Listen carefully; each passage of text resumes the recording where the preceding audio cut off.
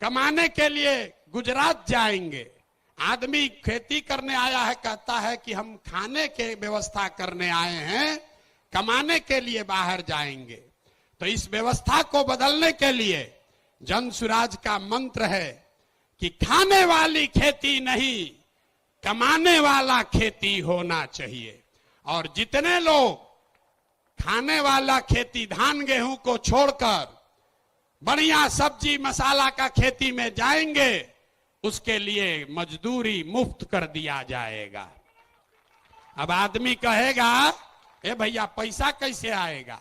तो जैसे पढ़ाई का आपको पैसा का रास्ता बताए, युवाओं को रोजगार का पैसा का रास्ता बताए, बुजुर्गों के पेंशन का पैसा का रास्ता बताया, तो वैसे ही आपको बता रहे हैं कि किसानों के लिए मजदूर मुफ्त कैसे मिलेगा।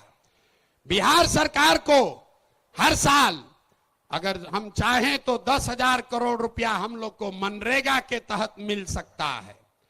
तो अगर मनरेगा के मजदूर को खेती से जोड़ दिया जाए, किसानों को खेती करने के लिए मनरेगा का मजदूर दे दिया जाए, तो बिना 1 रुपया एक्स्ट्रा खर्चा के हर वो किसान जो अपना खेती बेहतर करना चाहता है, उसको मजदूर मुफ्त में मिलेगा और उसके लिए 1 रुपया खर्चा नहीं होगा। नुकसान किसका होगा?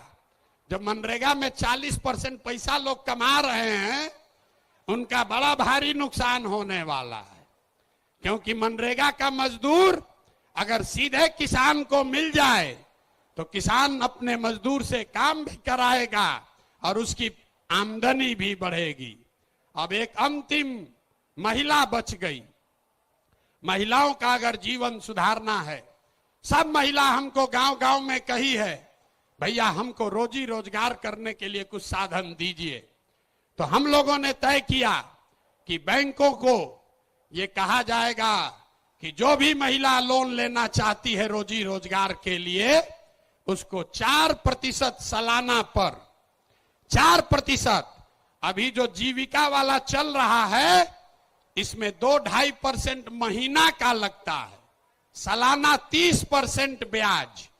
और हम लोग कह रहे हैं कि सिर्फ 4% सालाना पर हर वो महिला जो कोई न कोई रोजी रोजगार करना चाहती है, उसको सरकारी गारंटी पर लोन दिया जाएगा और बाकी का 6% सरकार देगी।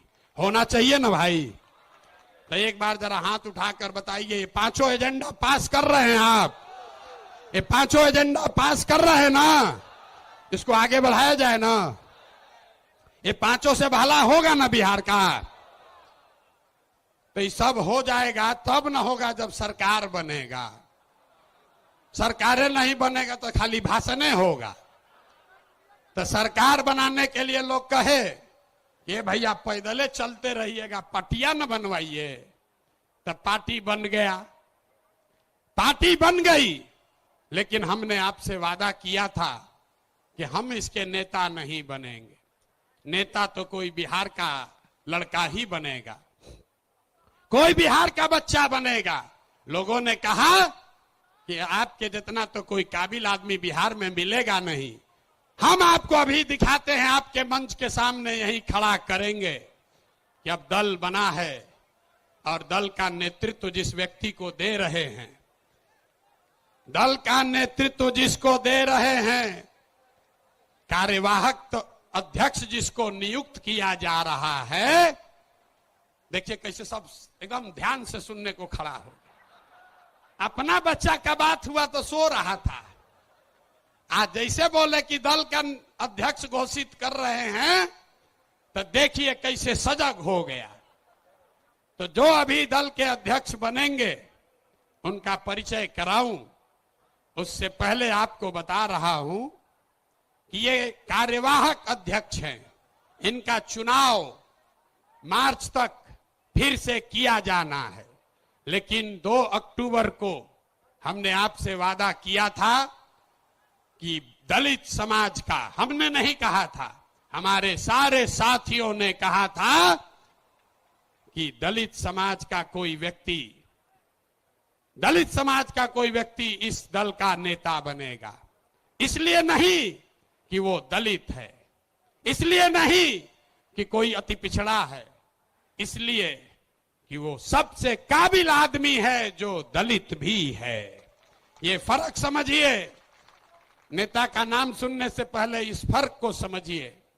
जब हमने कहा कि जिसकी जितनी संख्या है उसको उतनी भागीदारी दी जाएगी, तो लोगों ने कहा कि ये भी तो वही जात पात बतिया रहे हैं। नहीं, जन सुराज में जात पात के आधार पर जगह नहीं मिल सकता है, लेकिन जन सुराज की सोच है कि हर समाज में काबिल आदमी है और हर काबिल आदमी का कोई ना कोई जाति है, समाज है।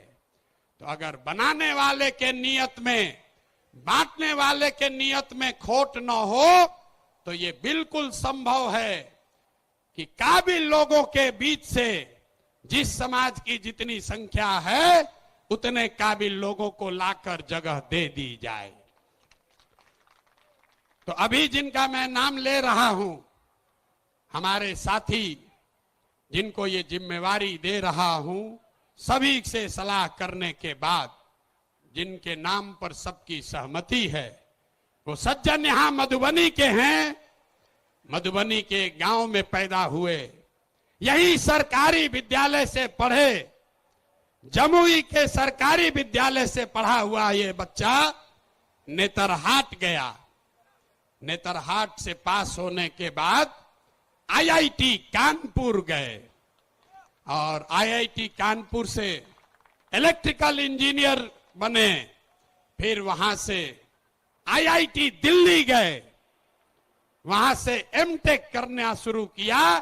इसी बीच में इंडियन फॉरेन सर्विस में भी सेलेक्ट हो गए। तो बिहार के इस मिट्टी के लाल के सम्मान में जिनका नाम है मनोज भारती, मैं एक बार चाहूंगा कि सब लोग ताली बजाकर स्वागत कीजिए और दल के अध्यक्ष के तौर पर जोरदार ताली बजाइए।